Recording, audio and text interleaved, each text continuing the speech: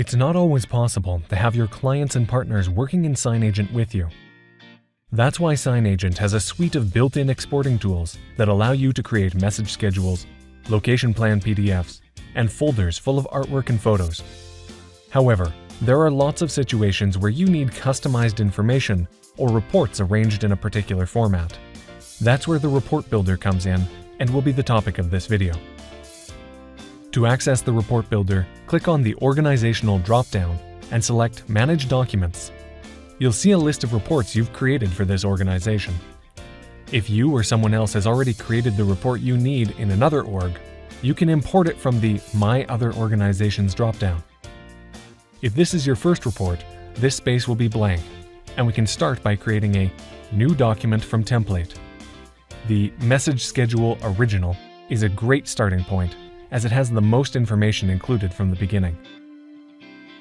At the top of this page, we can edit the name of this report. We'll call it Video Example. We can also use the three-lined menu button to delete or clone the report once we've finished. We're currently looking at a Document Setup tab, which lets us control the dimensions of our report. It gives us control over the type of data we're reporting on, the page formatting, and the maximum dimensions of aspects like photos or artwork. We're going to move on to the Page Body tab and come back to the header and footer in a minute. Along the top, we have a pretty standard suite of font editing options, with the addition of being able to edit the code directly using this Source button. We're going to be skipping past that for this introduction, though. The actual body of the report consists of static and dynamic text. In this example, the headers are static. They're unchanging, and the first column will always say project/state. Anything contained in curly brackets is dynamic text. As an example, this location bar will pull the title of the location it's connected with. If you recall from the document setup page, we're currently sorting signs by location, then type, then number. So below this title will be all of the signs for Level 1 of Building 1. The cells below are going to contain information on the individual signs. In the first cell, we'll see the name of the project the sign is connected to, then a static arrow, followed by the state the sign is currently in. If the sign doesn't have information associated with it, such as with photos over here, that spot will simply remain blank. So let's see what this actually looks like. Moving over to the Document Preview tab, we can see what this report will look like with 5 signs. As you can see, we have our static titles, the location name in the location bar, and then the individual sign information. This preview is a way to get an idea of what things will look like without having to run the full report. It displays the contents, but not necessarily the exact appearance and formatting. For that, click the Download Sample PDF button.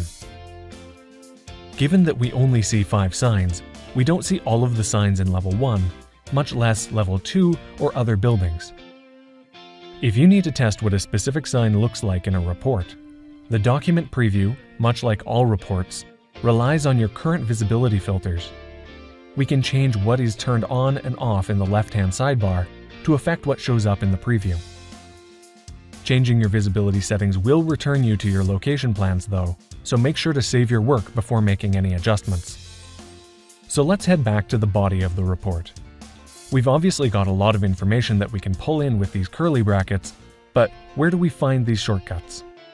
There are 2 locations, and the first is through our support library. You can access the library through the support button in your account drop-down.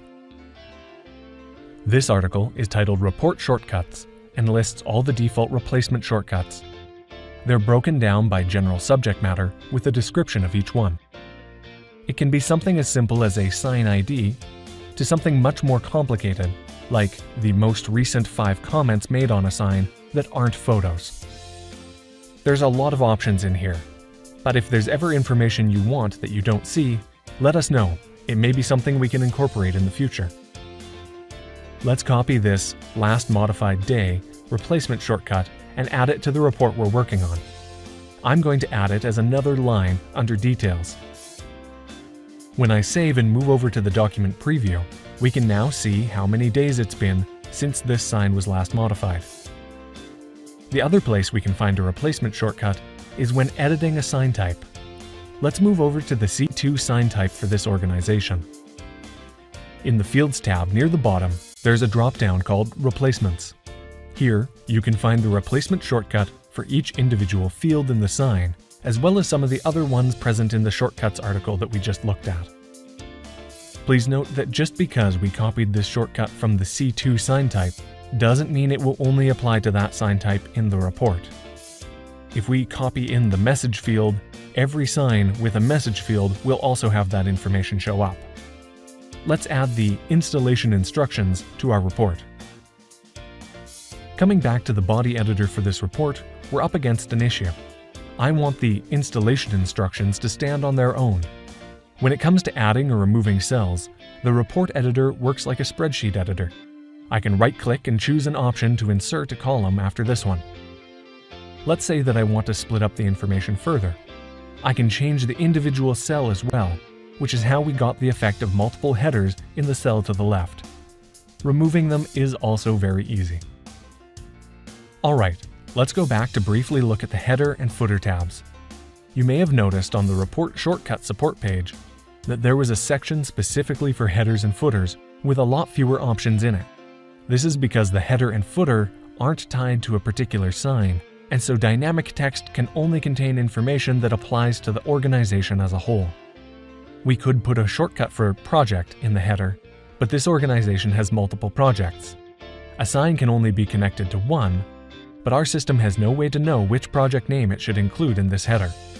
This is why there's such a smaller number of shortcuts that can be placed in the header and footer. But don't worry, if you place something where it doesn't belong, the system will just ignore it. And remember, you can always include any static text you wish. So let's look at our final document. It looks ready to go to me, so let's save. Now, when going to export, I can type the name of this report into the PDF Documents area and generate this new report. And that's it. This information should cover 95% of the reports you'll need to make. But if you ever have questions or challenges, please reach out to us at support@signagent.com and we'd be happy to help.